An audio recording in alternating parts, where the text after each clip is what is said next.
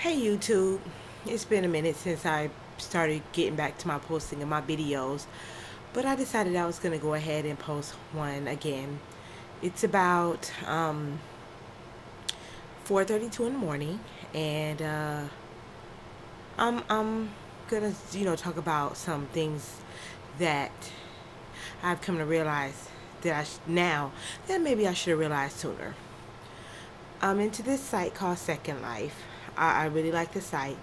I actually met somebody on the site. It's a virtual 3D world where you can, have relationships, get married, have children. You can work. You could be a party animal. You can own businesses. You can own houses. You can own land, property. You can pretty much do all the stuff that you wish you could do in real life in your second life and make your second life just the bomb. It's just virtual 3D world. It's better than IMBU. It's by a long shot. It's not like IMBU, but it is. But it's better. You can do so much more there. And I really got into it. And I have two of my best friends are on there. Also, um, this guy that I like that I met while I was there, my like first month there, I would say, named Gino, is there as well. I've been liking him for a while, but the actuality of things is he never really got over his ex. He's never really had, you know, a real relationship. So what I'm looking for, he thinks that he is too, but it's just that he doesn't find it in me. And that's understandable because everybody that you like is not always going to like you, and that's how it is. Sometimes you just got to accept that, and sometimes you just got to deal with that. You don't always want to, but it's part of life. It's part of life. And he's such a nice person. He has a really big heart. And he does a lot to try to make people happy. He doesn't like to make anyone unhappy or be upset or mad at him. So I put a lot of stock in him in making me happy. And that wasn't right. I should not have put so much stock in him because that put a tremendous amount of pressure on him. Whenever I felt like he was going to be happy with someone else, I would make him feel bad, like he was abandoning me or burdening me. Not abandoning me or not burdening me. I would burden him like he was abandoning me. And I would just basically cry or just be really upset about it.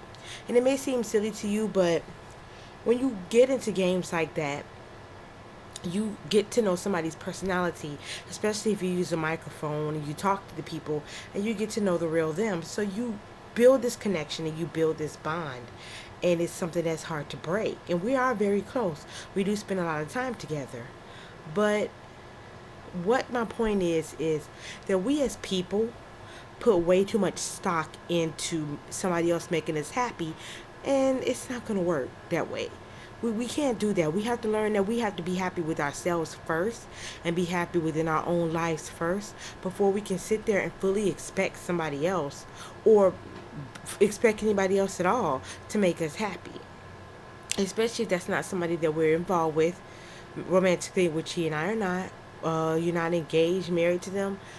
You really can't expect that from somebody, and you really can't put that burden on somebody. It's up to us to make sure that we do what we need to do to make ourselves happy.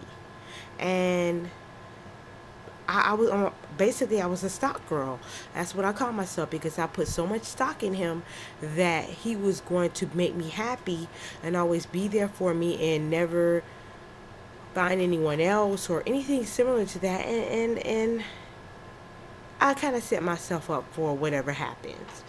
So tonight when I logged on when he did, and it's something that you have where you can look at the person and see where they are. And I see that he was in Hawaii on the game.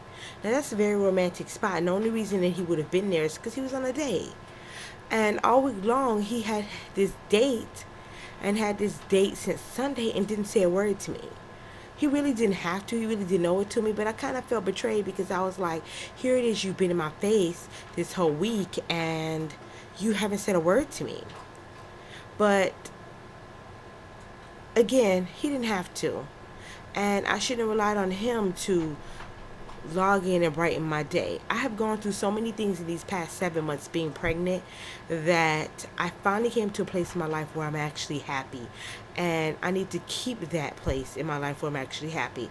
So if I know for a fact that something is going to make me not be happy, and it's something that I can control, then I'm going to control it.